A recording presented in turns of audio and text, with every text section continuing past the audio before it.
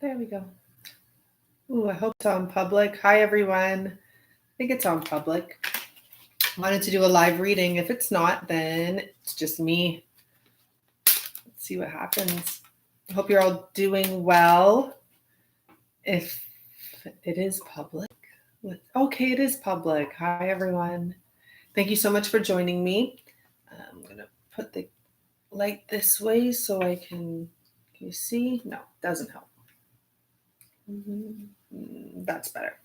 Okay, so hi, this is November 22nd. I think it's a beautiful number because we have 11/11/22.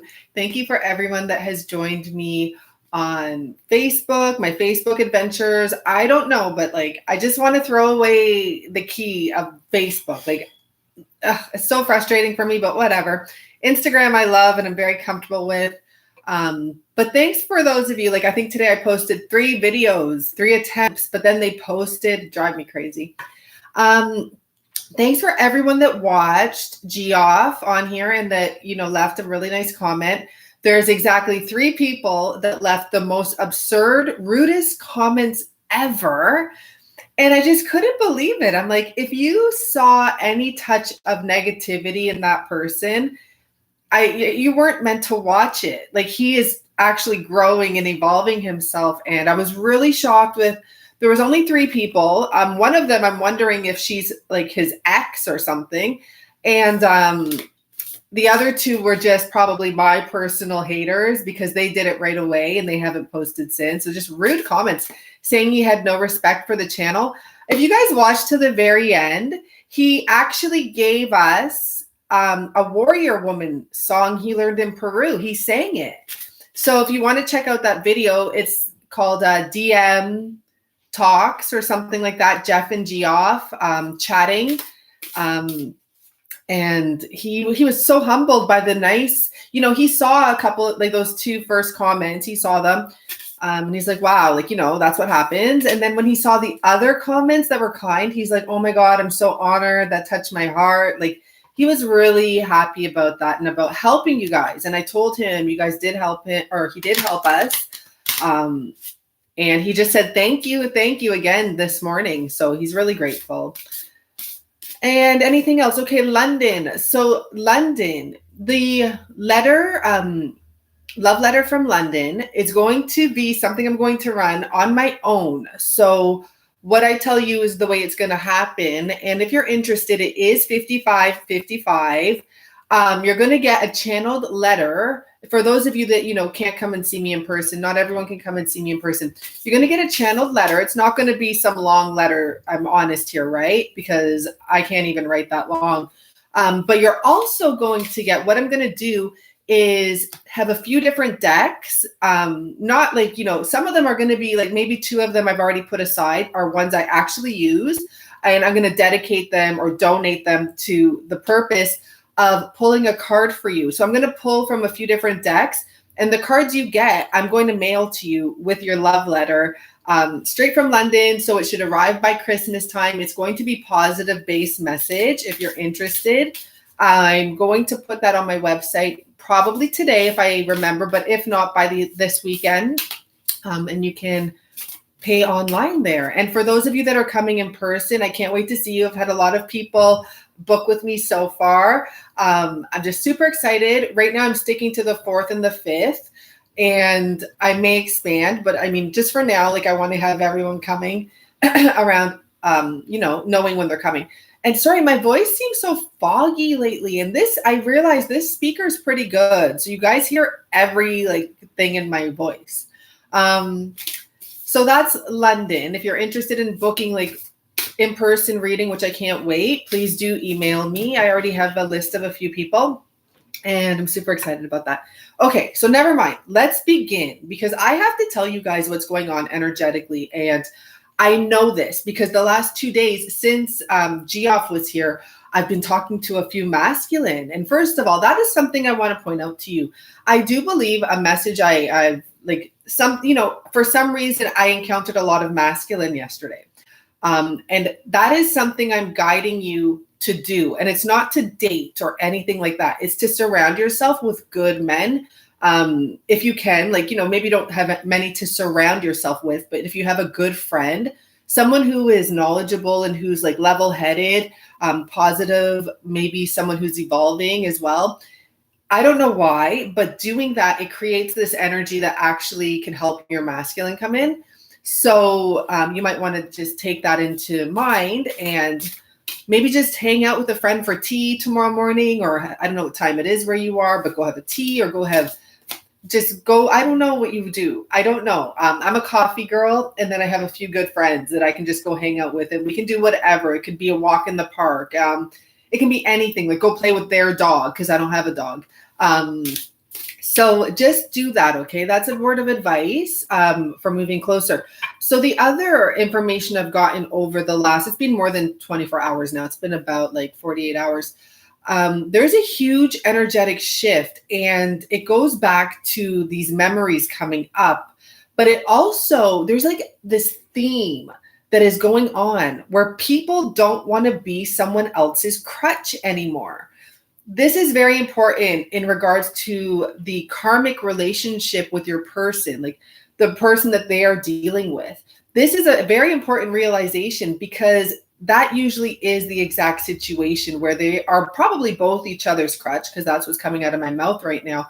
They're dependent on something for the other. And for many of the masculine, and this probably goes back to Jeff or to maybe some of the emails I got in the last day,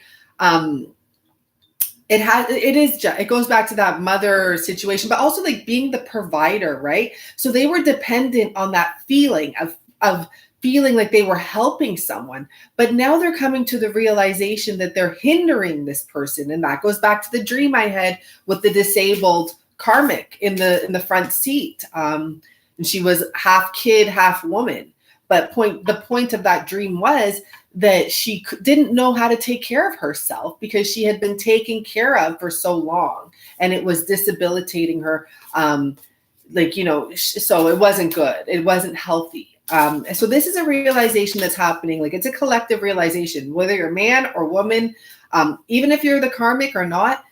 Even the karmics are probably realizing, how long is this going to last? How long am I going to be able to do this? How long am I going to have this free ride? And people aren't leaving because they're mad. Like, some of them are obviously, but some of these men or women are not leaving because they're mad. They're leaving because they're debilitating the other person by being there. So they're evolving, and they're coming to these realizations that everyone has to get this done themselves. Everyone has to do the work themselves.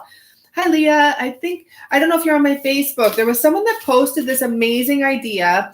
It's like you buy a $10 gift, and I don't know, it's like Secret Santa. And I thought that was such a neat idea. Like, I've never saw anything like that. It's kind of cool.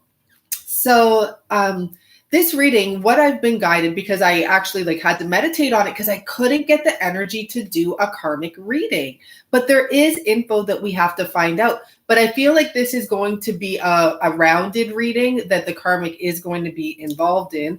I don't know if I'm going to get into the, mini cards here, but we'll see. I'm going to start with the first, because we have to, we do want to know. We don't have to know. Energetically, we already know things are working themselves out perfectly.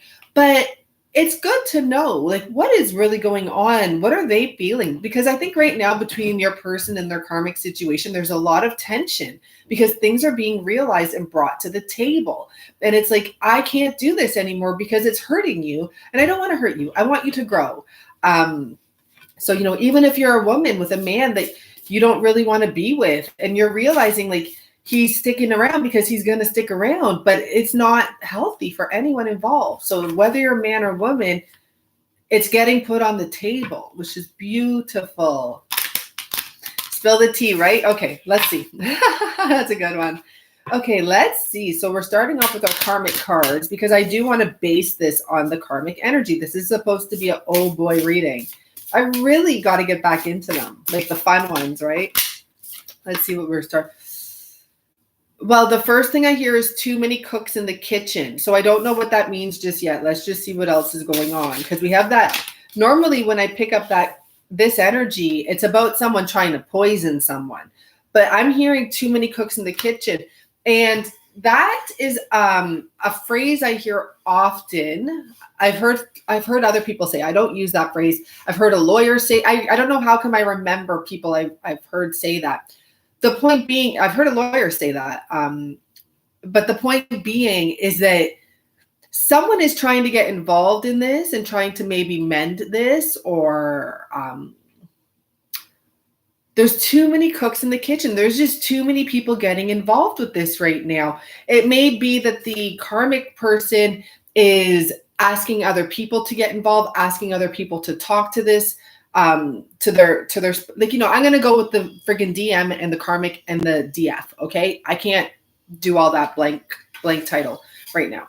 So it could literally be the karmic is asking her friends, her family, or anyone to help her figure out how to make this happen, how to almost it's not even about rebuild. It's about luring is what I pick up. It's like, they're baking, but I feel like they're baking a cake or baking bread, but there's arsenic there. There's evil. There's deceptive energy here with this. And when I hear too many cooks in the kitchen, there's too many people starting to get involved. And you know what? With this at the bottom, the masculine's having his guard up because he's quite aware. This is about planning the right time to go. That's what this is about. It's like waiting for the blimp to come over and make noise so he can escape. And he feels that, someone is trying to slow this situation down. He has his guard up, okay? I'm reading these cards totally different today because I'm looking at different things today. Right now, I'm not noticing the message. I'm not noticing the threat. I'm noticing the guard up. Someone's senses are alerting them. There's there's something wrong with this. Maybe there's a whole bunch of people coming around now being really nice to him. Maybe the karmic said, be really nice, or give him a gift, or I know people say that type of stuff, like make sure you're really nice to him because he's not in a good mood or something like that. Too many cooks in the kitchen. It's a threat.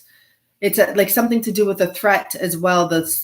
Or maybe the divine masculine in this case, this person that I'm talking about here with his guard up. It's like he's getting something like an underlying message. I don't really know what underlying message means. Reading between the lines, maybe. He's reading between the lines. He knows something's up. He knows something's up. I don't know, but I feel like he has his guard up even more now. With our masculines, you can't, or with any human being, me too. And this is the way I think it should be. You shouldn't change your mind when you're set on something. Like, you shouldn't. And if someone tries to make you change your mind, you do have your guard up more, and you're like just get away from me. But I guess in this situation, maybe they're living in the same